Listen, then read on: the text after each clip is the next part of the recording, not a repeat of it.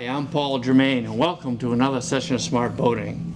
As you know, if you watched the show before, we covered a wide variety of topics, from man overboard to painting bottoms. And the basic idea is to provide you with some information to help you make a smarter decision and have more fun on the water. Today's show is right up the alley. It's going to be a marine surveys, and we've got a very experienced marine surveyor, John Reichart, to help guide us through that process. Welcome, John. Welcome. Thank you, Paul. You're welcome. Hey, it's going to be a cool show today. But before we get into it, can you share with everyone a little bit about your boating background, a little bit about your surveying background? Sure. I grew up on the Tidal River, and as a kid, I would drag derelicts home, fix them up, refloat them, and very mechanically inclined. Okay. I ended up in the automotive field as an auto mechanic and began exploring other avenues in the marine industry, and ended up falling in love with marine surveying with the help of ABYC, American Boat and Yacht Council, and SAM's, Society of Accredited Marine Surveyors. I got a good education and achieved status of accredited marine surveyor. Excellent. So you've got just the right experience for a marine surveying show. So why don't we get right into it? Sounds good. Okay. John, you know, we're here at South Shore Dry Dock down in Kingston, Mass, to look at a 30-foot Tiara, which would be a good example of the type of boat you survey, right? Correct. Yeah. My understanding is there's three types of surveys. Can you help people understand what those are, and then we'll dive into the deepest one? Yep. So three types of surveys are purchase survey, insurance survey, and then an estate evaluation for a state or Like an appraisal survey? Appraisal survey. Right. What's the difference? So the difference is the purchase survey is the most extensive. It covers every aspect of the boat, structural integrity, condition, valuation, obviously, testing of all of the systems, and a sea trial. Okay. And then the other ones are just pretty much the same backbone, if you will, but a little lighter look. Correct. Yeah. A little lighter look on the insurance side of it. No sea trial. Very rarely do we start up engines on an insurance survey. And then again, checking structural integrity, systems, and safety. Okay, good. Well, that's a good overview. So why don't we get started and show people what you actually do? Sounds good. Okay. Well, John, you know, I guess the first thing you do when you approach a boat is do a quick walk around before you start to do the diagnostics, right? Correct. Yeah. Visual inspection, collect all of the pertinent information such as hull ID number and engine IDs. Yeah, get a general overview of what's going on, and then let's talk about this all-important thing of searching for moisture. Can you describe how a boat is built? So when we show people how you check for moisture, they have a context. So a boat is built primarily in a mold. Starting with the gel coat, they spray the gel coat on the mold. Right. And then they layer fiberglass on top of that. Yeah. And then most of the time it's sandwiched with either a wood or a composite core. Yep. And then another layer of fiberglass on top of that. Right. So it's very light, very strong. And you got stringers in the bottom to add stiffness to the bottom of the hull. Correct. And the issue, of course, is, especially with coring, is if moisture gets in there, it makes that coring turn to mush and you lose all that strength, right? Yeah. Yeah. So how do you check? You've got a hammer and a moisture meter. Can you show us how you check? Sure. So I'm going to percussion sound the hull and the bottom. And we're paying particular attention to any fittings that are protruding through the hull. That's where moisture is going to get in. Okay. Through hull fittings, tow rails, and anything that bolts to the deck. Okay. All right. So I'm going to start with the percussion sounding.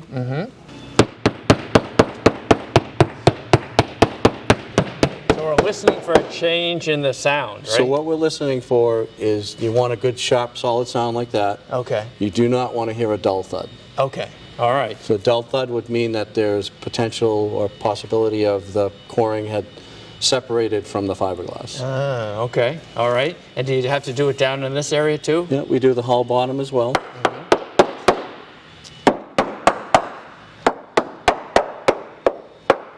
Yeah, we do the whole hull from stem to stern. Yeah, yeah. That's a time-honored tradition, Correct. and someone like yourself with years of experience, you can hear the difference in the notes as it strikes. But some of the more modern approach would be the moisture meter, right? Correct. Yeah. So we also use a moisture meter would detect any penetration through the any water penetration into the hull. So So if it's green, that's good. this is a analog gauge, so the green is just showing battery voltage. Oh, I see. Okay. So we're looking for in the green on the gauge. Which I see. This Okay, is good. right. So, Yeah. Yeah. So this is an even more accurate way of getting the moisture readings than the hammer. Correct. Right. But I do both on every boat. Right. How's it look? It looks dry. So far, so good, huh? And solid. Okay, good.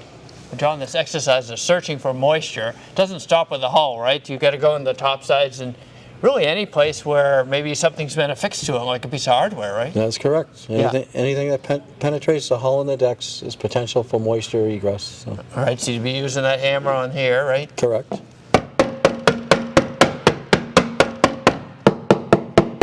And maybe the moisture meter. Yeah, absolutely. You just slide it around and look for the needle to move. That is correct. Yeah. That's it. Ah, rock solid, huh? Rock solid. Yeah. Well, John, an important part of a boat system is the water system, and it looks like you're up in the forward bilge area inspecting some things.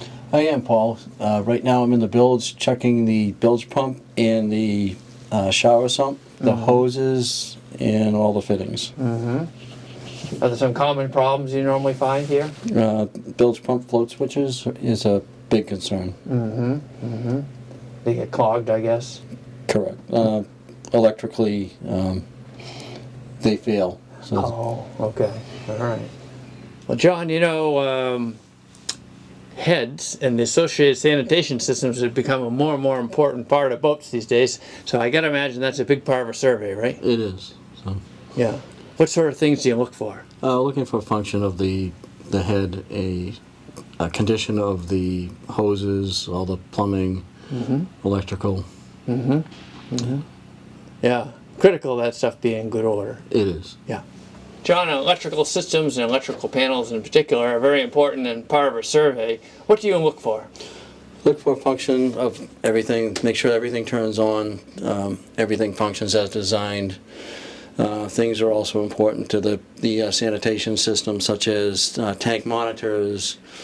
The generator controls are usually on the electrical panel. Air conditioning, water systems, you name it, it's powered on by the AC and DC electrical systems. Yeah. Very important part of the survey. Correct. Yeah. Now, John, this central console where the captain, the helm, if you will, is a critical part of the survey. Do you have certain things you go through in certain orders and things you look for within each category? I do, Paul. Start with the electronics, make sure that the condition is good, the screens are clear, and each function operates as it's designed: radar, depth sounder, and chart plotter. Okay. Yeah, those are really key components these days.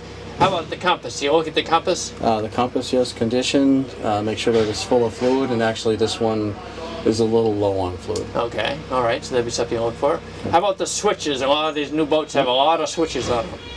So there's several different designs of switches. These are push button switches, Yeah. and I run through and test each switch to make sure that each Yeah. system operates as designed. And how about the controls for the engine? Or is that part of the inspection here at the helm? It is. That's usually during sea trial. And Oh, okay. on this particular vessel, everything is fly-by-wire. So Right. notice there's no tension on the steering wheel, so Yeah. it's all electronically controlled. Yeah. This has a joystick, which also controls the position of the engines. The engines actually articulate, which means they operate separately of each other. Yeah. So the engines can turn in and out, which actually acts, will make the boat move sideways Yeah. or Much easier to handle. Correct. Right. So Helps those are in key handling. things that weren't around before, the fly-by-wire and the joystick, and they demand some of your survey attention to make sure they're in order. correct. Right. Well, John, you know, as a power boater, I know how critical fuel systems can be, and we're looking into the bilge. This is going to be a critical checkbox on your survey list, right? It is, Paul. Yeah. What sort of things? What are some of the differences you come across, and what are some of the sort of things you look for? So we're looking for, again, condition of the fuel lines, make sure that the valves operate freely, the condition of the tank, condition of all the fittings, and most importantly, a smell test. I will stick my head in the hole and smell for any fumes. That's the most reliable way of finding them, isn't it? It is. Yeah. So I imagine you see a lot of corrosion with the older boats. I do. Some of the fittings and so maybe some potentially dangerous conditions that the survey catches, right? Absolutely. Yeah. So also different types of tanks. This happens to be a polypropylene tank, which is found on most newer vessels, and aluminum tanks, and also come across occasionally steel tanks. Right. But this is the modern way of doing it. It is. Right. John, on a powerboat this size, 34 foot with a couple twins on the end, there's a lot of systems here, and a lot of them are actually centralized, I see, towards the stern. You've got some, I see the batteries from here. What are some of the other key components in here that you examined during the survey? So we have the Seacocks in this section. Also some more plumbing, air conditioning pump. Can you point this out with your Sure flashlight? can. So we have a Seacock for the air conditioning system, raw water side there, water pump for the freshwater system and wash down, air conditioning pump, and then the sea strainer for the air conditioning system. That will keep the seagrass and any growth out of the system. Yeah, the sea strainers are critical. How about some of the other things you just described, John? What do you see as common issues in your surveys that you do? So electrical connections, plumbing connections, fittings, hose clamps, anything that looks like it might be overheating. These are common things that you see in the survey. It is common. Yeah, okay. On a couple of the elements I see here in this rear compartment, Seacock, that's that's a vital component to make sure that those operate correctly. And of course, they may be even feeding some water to the generator, right? Correct. So a lot of times I'll see the Seacocks haven't been used. Yeah. And it's necessary to operate those frequently, at least once every couple of months or several times seasonally. Now what happens is they corrode inside and they lock up and freeze up. Yeah, okay. How about the generator? What do you see as issues when it comes to those? So the generator, same thing. We're checking for function to make sure that it starts and runs correctly and that it powers up all of the electrical systems when you're off of the dock. Right, yeah. It's a key piece of equipment, especially if you're doing a lot of cruising, right? It is. Yeah, yep. Well, John, you know, historically there are the cowls were easy to get off engines, and there's a lot of mechanical stuff to fool around with, and maintenance and surveys. These new ones are a bit different, aren't they? A little bit. So on the newer engines, you pretty much can only check and change your engine oil. Everything else is left up to the service department. Service department, yeah. So in this motor,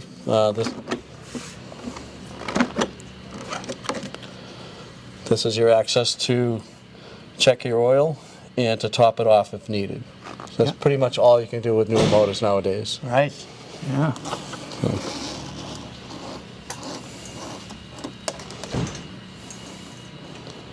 Yep, plenty of oil in that one, huh? It looks pretty full and clean. Yes. John, on power boats, the propulsion systems are a key part of the operation of the vessel and, of course, the survey itself. Historically, they've been more mechanically, there's a common thread of mechanics in there. Tap this, unscrew that, that sort of thing. Correct. And recently, in line with the way the automotive industry is progressing, the marine industry is progressing at the same time, and now they do a lot of their diagnostics through laptops, right? That is correct. Yeah. So the different manufacturers have different proprietary systems that you sign up for and learn and then use on the different Yes, propulsion so- packages? Yeah, Volvo has their own package, Mercury has their package, Crusader, Yamaha. Yeah, these are nice, right? Because they give you Yeah. a quick, accurate analysis of what's going on with the power plants. Correct. Yeah. Can you guide us through this one and kind of the information it shows you and what that means to a surveyor like yourself? Sure. This is Mercury specific. It's a Mercury G3 program, which is going to check the engine systems, but not only engine systems on this vessel, is with the intricate systems, all the fly-by-wire, the steering, the joystick, the autopilot. This is going to check all of that. Okay. All right. Great. And it looks like on your introductory screen here, I guess you have to get trained on this, but Yeah. just a layman's standpoint here, it says engine hours, active faults, and what does this say? Maintenance remaining. So those three components are the engine hours, how many hours the engines actually ran. Active faults are 0, which is a good thing. And the maintenance remaining is the amount of time before the next scheduled maintenance is 6%. All right. And the faults, that's things that are out of tolerance. Correct. Okay. All right. So this is like a quick dashboard of some of the key components. Yes. And then you dive down from there, right? Right. Yeah. Okay. Maybe you can walk us through. Sure. So on this vessel, we were able to plug in at the dashboard, which connects to all of the systems and the engines, and then we have to start scan. So. That's scanning the entire vessel, Is it scanning both engines or one engine? both engines, Both and, engines. and all of the systems. Wow. Wow. So concurrently, all at the same time. All at the same time. That's pretty amazing, huh? It is. It's actually. So it's highly accurate, and it sounds like a time saver because you're doing all this stuff at the same time. It is a good time saver. Yes. Yeah. So now scan is complete. Yeah. So this will detect how many engines, and this is saying one helm. So you can get into vessels with 2 helms, an Right. upper and lower station, or a cockpit station.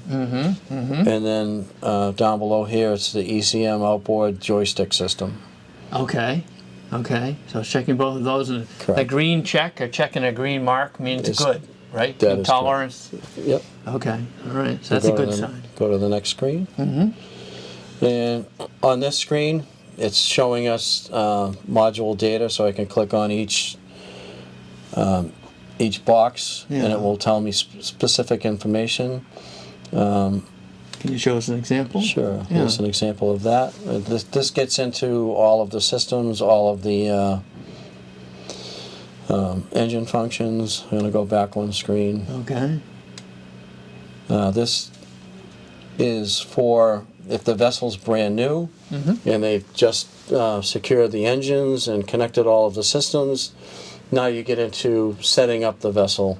I'm not going to click on that screen because it's already set up. Right. Sure. Sure. Then we get into diagnostics and It's like it divides them into different categories. huh? correct. So we can do a bunch of tests.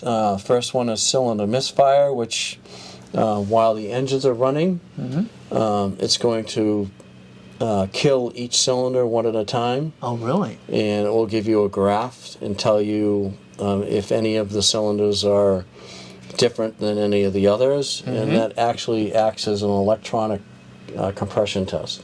Really? What's Oh, I hadn't heard of that. correct? Yeah. Now I'm used to giving the traditional one, but not the electronic. Yep. Yeah. Fuel pump output. I can turn on the engine's fuel pump. Fuel pumps one at a time. Okay. The horn output will tell me if the alarms on the helm are working. Oh, okay.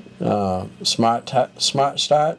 So on these vessels, you just touch the key once and it will start. It's not like a car where you have to hold the key and crank it. Right. So that's testing that function. Is you turn the key on and that's it. Oh, interesting. Injector pulses. I can test each injector. Wow. How One many of the- injectors are on motors like this? Do you know? So I believe these are V8s, so there's 16 injectors. 2 per cylinder. Correct. Yeah. Well, no, 8 per engine. Oh, eight, just eight So per eight- engine. Oh, yeah, correct, okay, yeah. all right. So basically one per cylinder. Right. Right. Mm-hmm. TAC output, that will tell me the output with the tachometer. Okay. So it and- would show the reading that you'd show on the helm. It would mirror that here. Correct. The trim relay is for the engine up and down function. Okay. Starter output tells me how many amperages the starter is drawing. Right. Mm-hmm. The electronic throttle control output, which is at the helm, which it tests that function. Mm-hmm. And then the steering system will actually run the steering pump Really. to, and you can crack a bleeder screw to bleed the system. Mm-hmm. So JPO steering system bleed. And then advanced sound control, I believe that's for the sound system on the boat. Okay. And do you see, from your experience with these different categories, do you see certain ones that pop up on more surveys than others? The most popular test is the cylinder misfire. Yeah. And that, again, that tells you that all cylinders are firing even. Mm-hmm. Is the injectors one that you have issues? I would think with bad fuel or something like that, the injectors would start to get old. Occasionally. It's Yeah. just Not a big problem. not though, huh? common. No. Mm-hmm. So those are the major tests on the diagnostic system. We also, in this section, module data, you can hit, while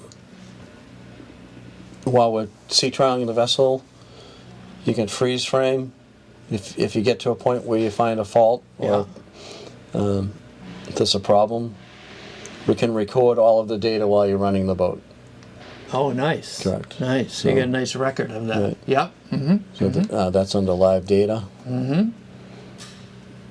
And that tells you all of the functions as you run in the boat.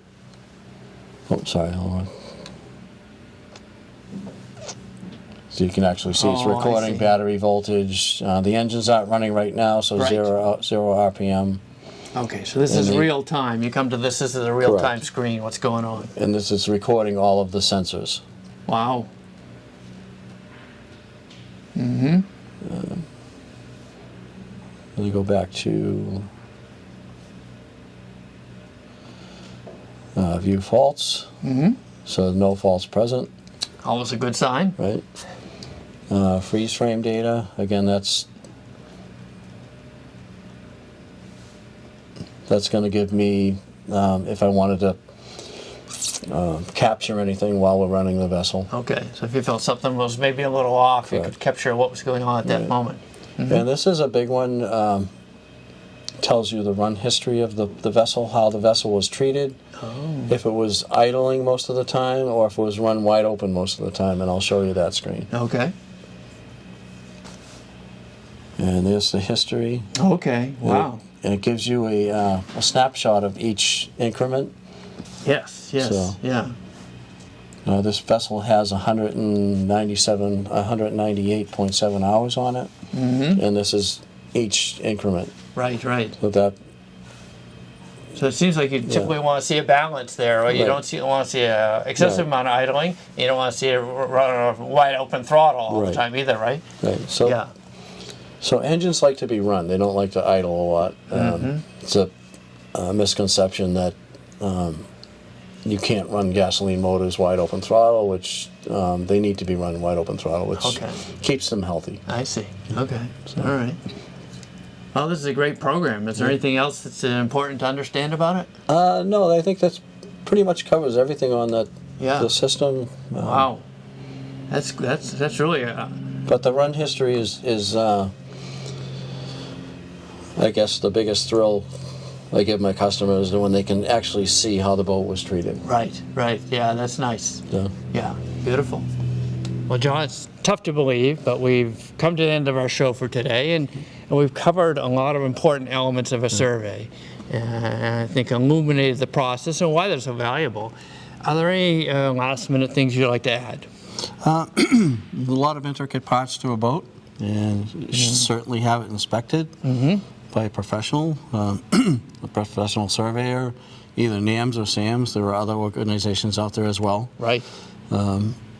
And if you'd like more information on it, I can be reached at www.captainjohnmarinesurveyors.com. Has my email address and my cell phone. Good. So if they have questions on surveys, they can reach out to you. Absolutely. Excellent. Well, thank you for joining me. Thank you for having me. And thank you, Smart Boating viewers, for watching this program. If you have comments or questions, come visit us at www.smartboatingus.com. Thank you.